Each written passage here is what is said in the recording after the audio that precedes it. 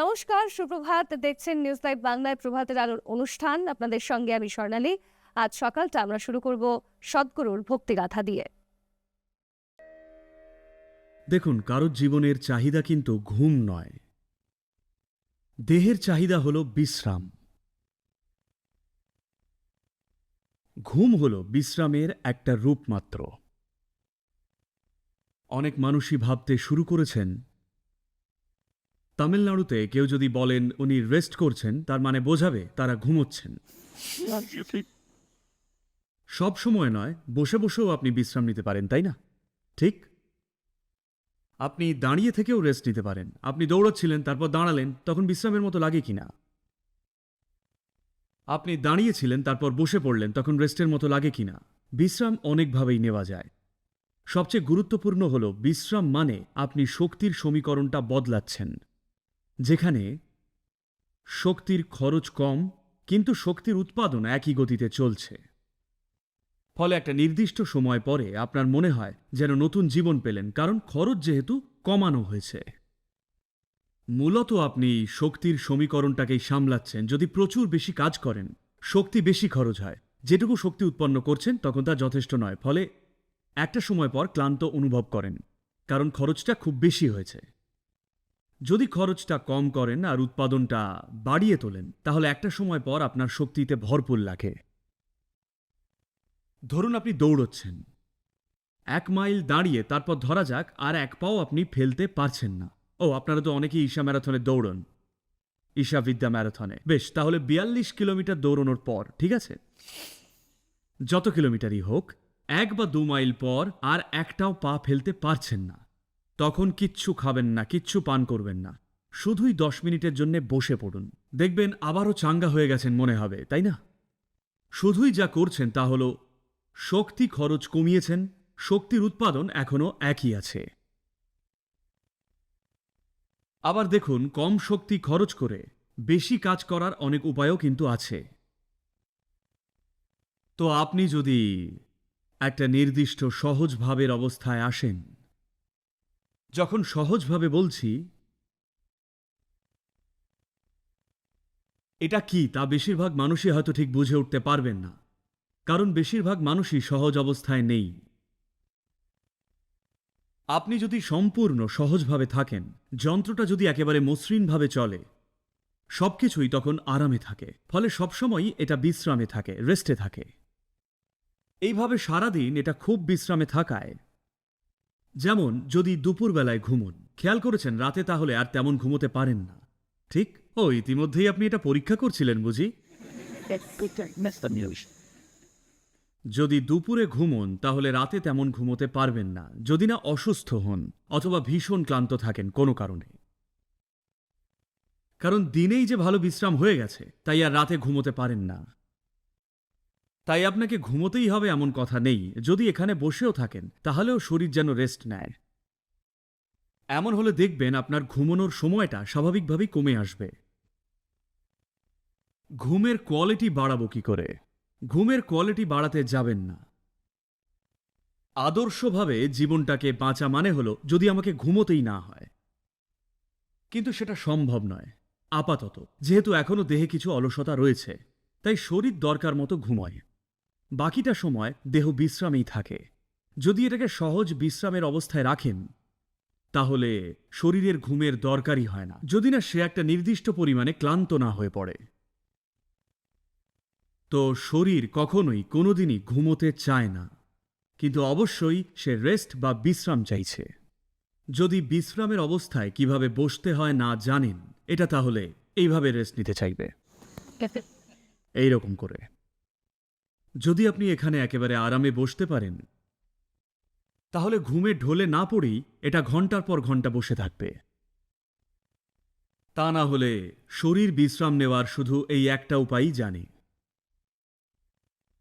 তাই ঘুমের কোয়ালিটি ভালো করার চেষ্টা করবেন না, এইরকম কিছু হয় না। শুধুই নিজের দেহকে সচেতনভাবে সহজ অবস্থায় আর বিশ্রামে রাখতে শিখুন।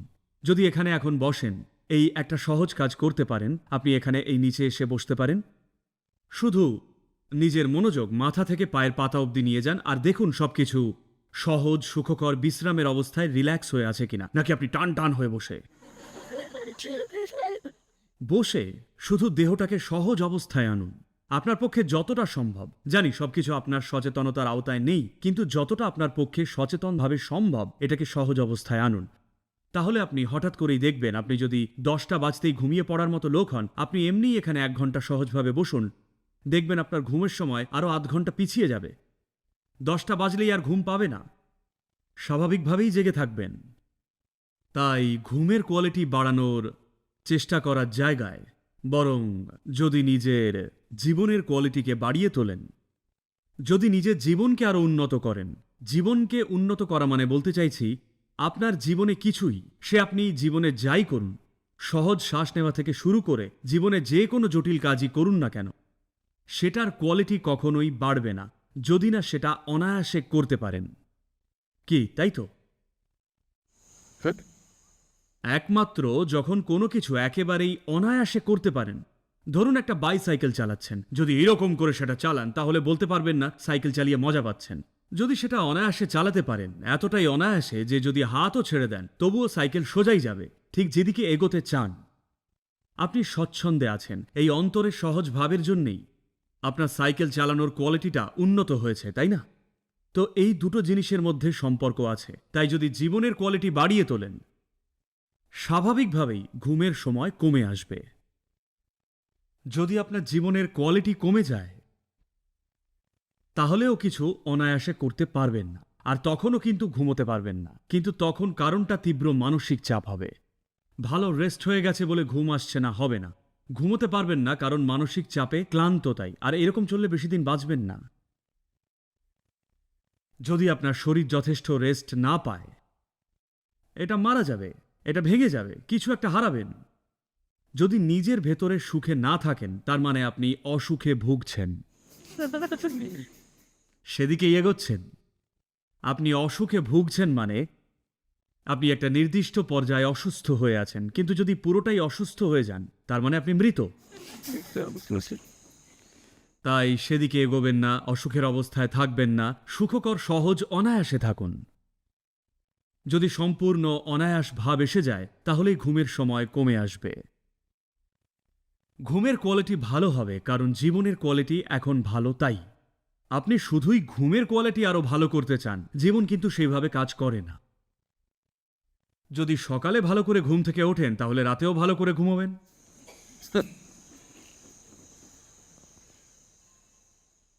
মানুষের মধ্যে এটা নিয়ে আসার জন্যে প্রচুর উপায় রয়েছে।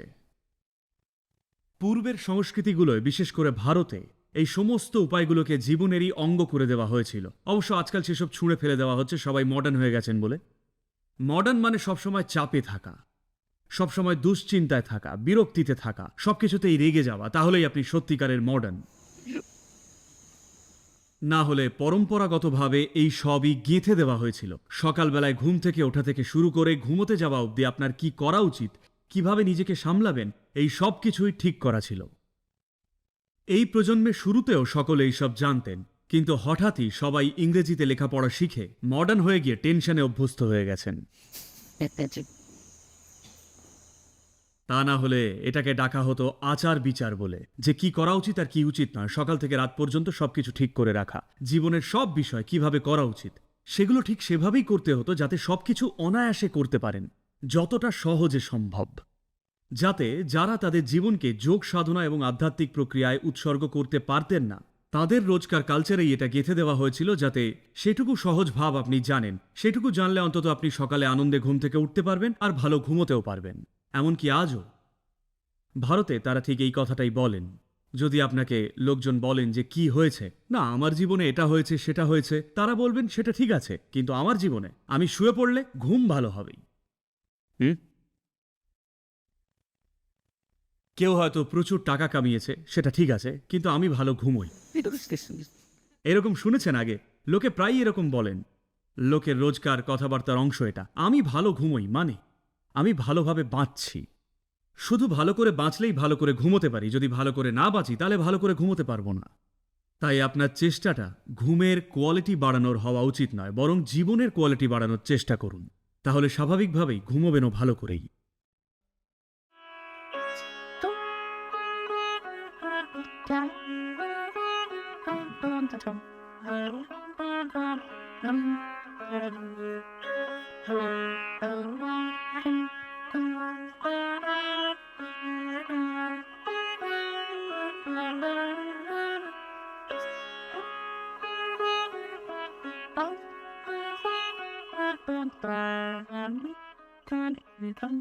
প্রতিটি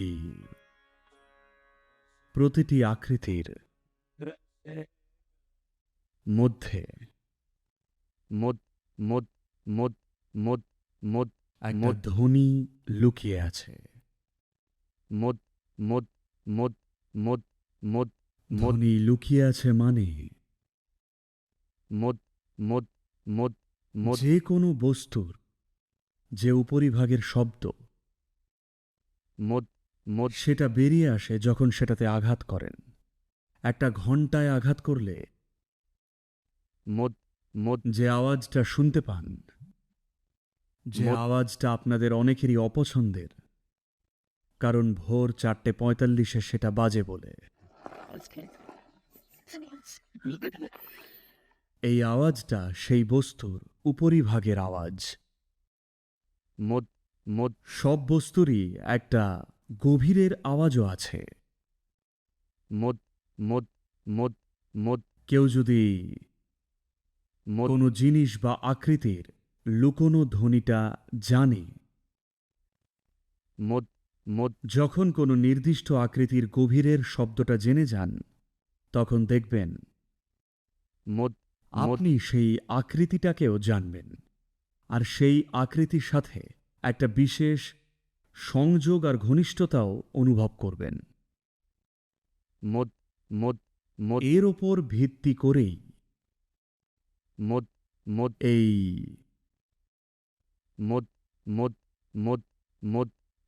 সংস্কৃতিতে আমরা শিশুদের নামকরণ করতাম। একটা শিশুর মূলভূত স্পন্দনটা অনুভব করে সেই অনুযায়ী একটা নাম দেওয়া হতো, যাতে নামটা উচ্চারণ করায় সর্বোপরি শিশুটি নিজের নামটা বারবার শুনে একটা বদ্ধ জীবন না হয়ে একটা উন্মুক্ত সম্ভাবনায় পরিণত হয়। কারণ প্রতিবার যখনই তার নাম উচ্চারিত হয়, কিছু একটা তাকে অন্তরের খুব গভীরে স্পর্শ করে। এটা শুধু কাউকে ডাকার মাধ্যম নয়, বরং নাম উচ্চারণ করেই একজন মানুষের সম্ভাবনাকে খুলে দেওয়া যায়।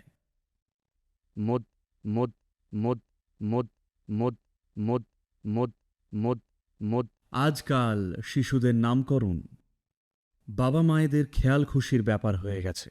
সময়ের ফ্যাশন অনুযায়ী নাম দেওয়া হচ্ছে, কিন্তু কিছুকাল আগে অবধিও শিশুদের নামকরণটা বাবা মায়েরা করতেন না। সবসময় এমন কেউই নাম দিত যে আরো ভালো জানে। তিনি ঠিক করতেন বাচ্চার কি নাম হবে, কারণ আপনি যখন নাম বাছেন সেটা বাছেন সামাজিক ও ব্যবহারিকতার ভিত্তিতে। কিন্তু সেটাই সব নয়, কারণ অস্তিত্ব হল শুধুই ধ্বনি বা শব্দের একটা জটিল মিশ্রণই। এই যে নানান জটিল বৈচিত্র্যময় কম্পনের প্রক্রিয়া চলছে, তাতে আপনিও আরেকটা কম্পন মাত্রই।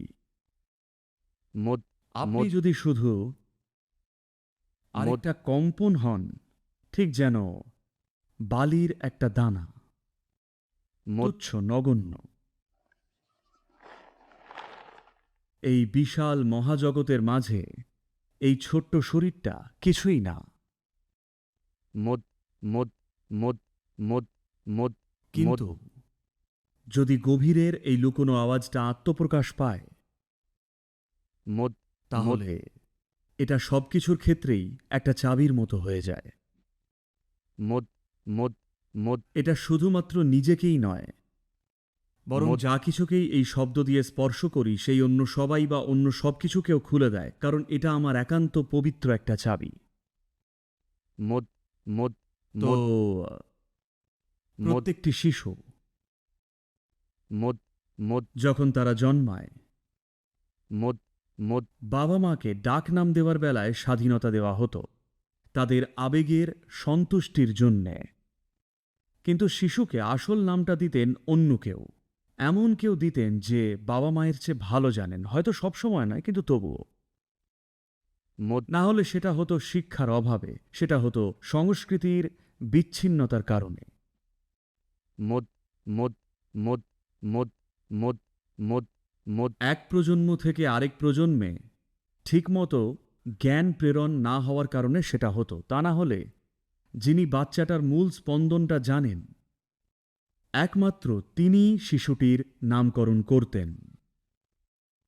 মদ তাই তারা একটা নির্দিষ্ট সময় অবধি অপেক্ষা করতেন, বাচ্চাকে পর্যবেক্ষণ করতেন, অন্যান্য জ্যোতিষীয় হিসেব করতেন আর সিদ্ধান্তে পৌঁছতেন যে এটাই মদ শিশুটির গভীরের মূল ধ্বনি, আর এটাকেই বের করে আনা উচিত। কারণ শুধুমাত্র এটার বিকাশ লাভেই, শুধুমাত্র একে ফুটে উঠতে দেওয়ার সুযোগ দেওয়াতে আর আত্মপ্রকাশেই এই শিশুটি তার জীবনের পূর্ণ অভিব্যক্তি খুঁজে পাবে। কারণ একটা বীজ যদি অঙ্কুরিতই না হতে পারে, সে ওপরে ওপরে যতই যাই করুক পূর্ণতা সে পাবে না। মদ মদ মদ মদ মদ আর এভাবেই দেবতাদেরও নামকরণ করা হয়। মদ মদ সেদিন একজনের সাথে কথা হলো, একজনকে ডেকে পাঠিয়েছিলাম, অনেক খোঁজার পরে পাওয়া গেলে তাকে জিজ্ঞেস করলাম কোথায় ছিলেন। সে বলল, সদ্গুরু আমি ডিএলএম এ ছিলাম। মদ আমি বললাম, কি ডিএলএম, সেটা কোথায়? না, আমি ধ্যানলিঙ্গম মন্দিরে ছিলাম। ও মদ ডিএলএম।